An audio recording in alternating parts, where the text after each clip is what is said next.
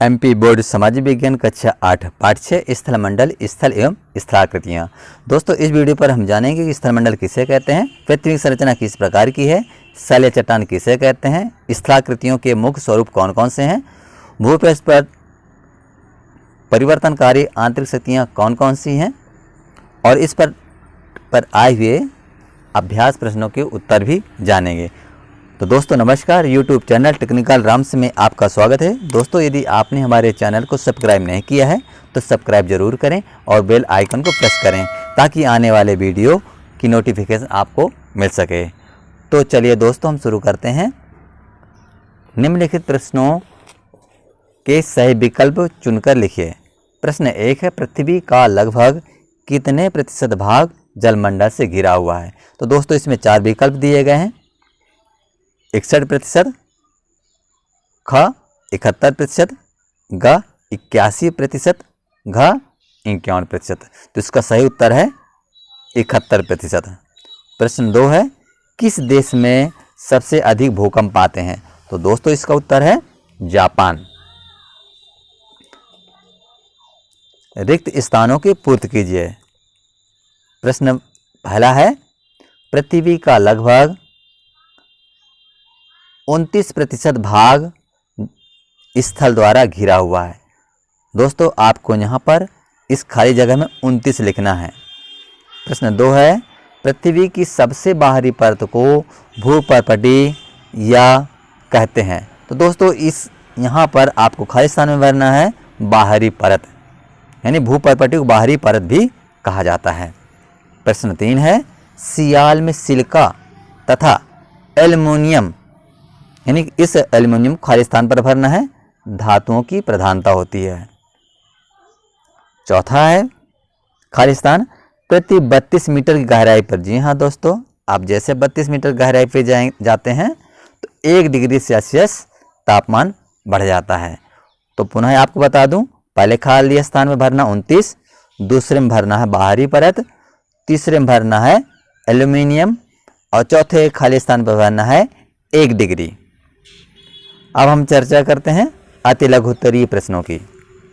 तो दोस्तों इसका उत्तर 1 है, भूपटल की प्राथमिक शैलें कौन सी हैं। तो प्राथमिक शैलों का नाम बताना है। तो दोस्तों इसका उत्तर है आग्नेय शैलें भूपटल की प्राथमिक शैलें हैं। अति लघु उत्तरीय का दूसरा प्रश्न, धरातल की 3 प्रमुख स्थलाकृतियों के नाम लिखिए। तो धरातल की जो 3 प्रमुख स्थलाकृतियां हैं उसमें नंबर 1 है पर्वत, दूसरा पठार, तीसरा मैदान। अगला प्रश्न है, शैलों में जब लहरनुमा मोड़ पड़ जाते हैं तो उन्हें क्या कहते हैं। लहरनुमा मोड़ पड़ने वालों को क्या कहते हैं। इसका उत्तर हो जाता है वलन कहते हैं इनको। अगला प्रश्न है चौथे नंबर का, संसार में सबसे अधिक ज्वालामुखी कहाँ है। तो दोस्तों इसका उत्तर बता देना है आपको। संसार में सबसे अधिक ज्वालामुखी प्रशांत महासागर के चारों ओर तटीय भागों तथा महाद्वीपीय क्षेत्रों में है। प्रश्न आ जाता है लघु उत्तरीय प्रश्न, वलन या भ्रंशन में क्या अंतर है। तो वलन तथा भ्रंशन में अंतर, पृथ्वी के अंदर क्षैतिज भूसंचलन द्वारा जब शैलों में लहरनुमा मोड़ पड़ जाते हैं तो इन्हें वलन कहते हैं, जबकि क्षैतिज भूसंचलन से उत्पन्न दबाव तथा तनाव के कारण शैलों के टूटकर अलग होने की प्रक्रिया को भ्रंशन कहते हैं। प्रश्न 2, अवसादी शैलों का निर्माण कैसे होता है। इसका उत्तर है जल, वायु एवं हिम द्वारा बहाकर लाए कंकड़ पत्थरों के छोटे छोटे कण जीवाश्म आदि भूभाग या समुद्र तल में परतों के रूप में जमा हो जाते हैं और ये अवसाद की परतें गर्मी तथा दबाव के कारण कठोर हो जाती हैं। यही कठोर पदार्थ अवसादी शैल कहलाते हैं। प्रश्न 3 है, ज्वालामुखी किसे कहते हैं? उद्भेदन के 2 कारण दीजिए। तो दोस्तों इसका उत्तर है, ज्वालामुखी भूपटल पर एक गोल छेद या दरार वाला खुला भाग होता है। इससे होकर पृथ्वी के अत्यंत तप्त भूगर्भ से गैसें, तरल लावा, ऊष्मा जल, चट्टानों के टुकड़े, राख व धुआं आदि निकलता है।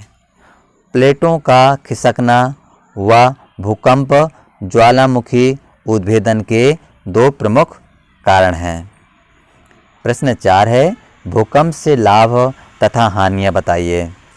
तो भूकंप से लाभ की चर्चा करते हैं।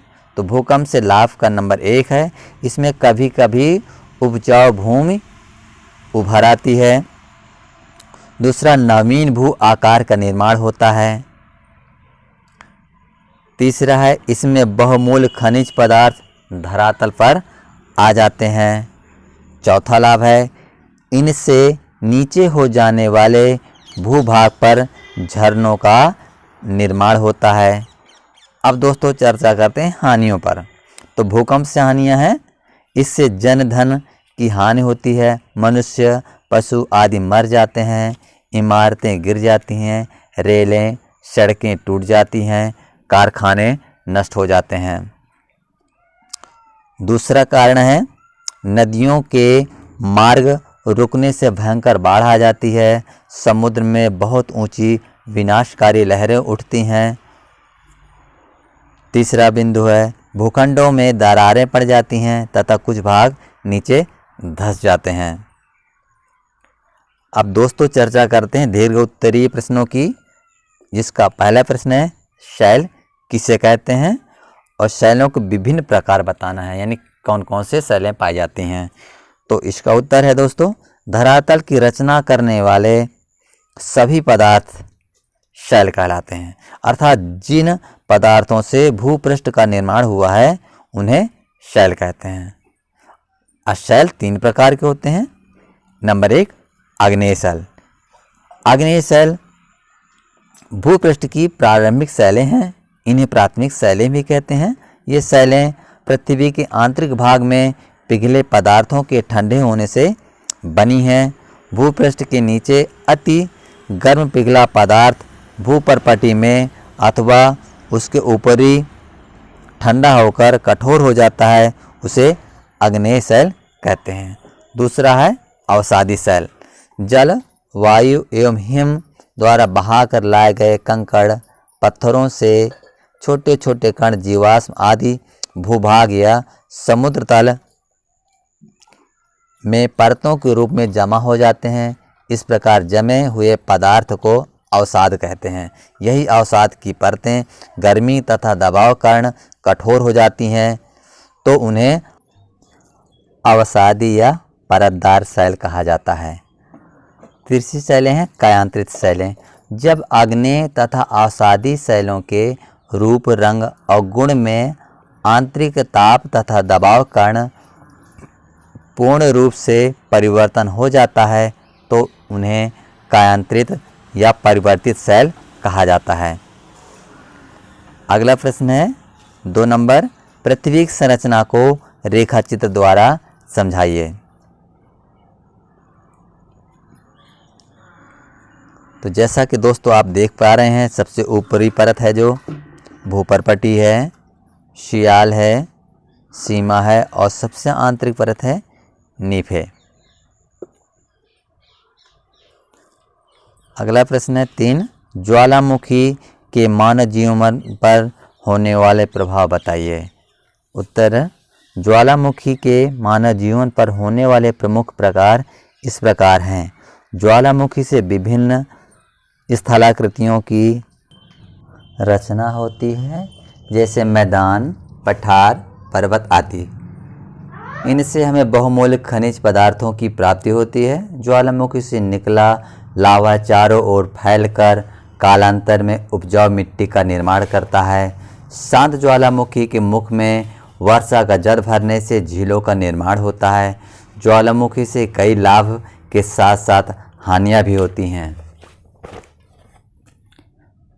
ज्वालामुखी उद्गार से मानव जीव, जंतु, वनस्पति, कृषि क्षेत्र, मानव आवास एवं बड़े बड़े नगर, गांव जलकर नष्ट हो जाते हैं अथवा दबकर ध्वस्त हो जाते हैं। भूकंप किसे कहते हैं? चौथा प्रश्न है, भूकंप आने के कारण लिखिए। उत्तर है, भूकंप शब्द दो शब्दों से बना है, भू तथा कंप, जिसका सामान्य अर्थ है पृथ्वी का कंपन है। जिस तरह किसी शांत जल में पत्थर का टुकड़ा फेंकने पर गोलाकार लहरें केंद्र से चारों ओर प्रवाहित होती हैं, उसी तरह भूकंप उद्गम केंद्र से भूकंप लहरें चारों ओर फैलती हैं। भूकंप की उत्पत्ति जिस स्थान पर होती है उसे भूकंप केंद्र या फोकस कहते हैं। भूकंप आने के कारण क्या है? तो भूकंप में यदा कदा अचानक हलचल हो जाने के कारण पृथ्वी की सतह पर भूकंप आ जाता है।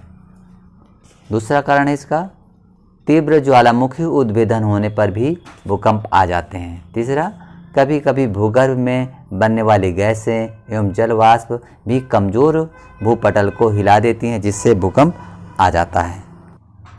प्रश्न 5, निम्नलिखित शैलों को दिए गए शैलों के प्रारूप में अंकित कीजिए। यहाँ दिया है संगमरमर, कोयला, ग्रेनाइट, चूने का पत्थर, बेसाल्ट और हीरा। तो इसमें आग्नेय शैल में हो जाती हैं दोस्तों ग्रेनाइट और बेसाल्ट, अवसादी में होते हैं कोयला, चूने का पत्थर, कायांतरित में है संगमरमर और हीरा। दोस्तों वीडियो देखने के लिए धन्यवाद। इसी तरह के वीडियो प्राप्त करने के लिए चैनल को जरूर सब्सक्राइब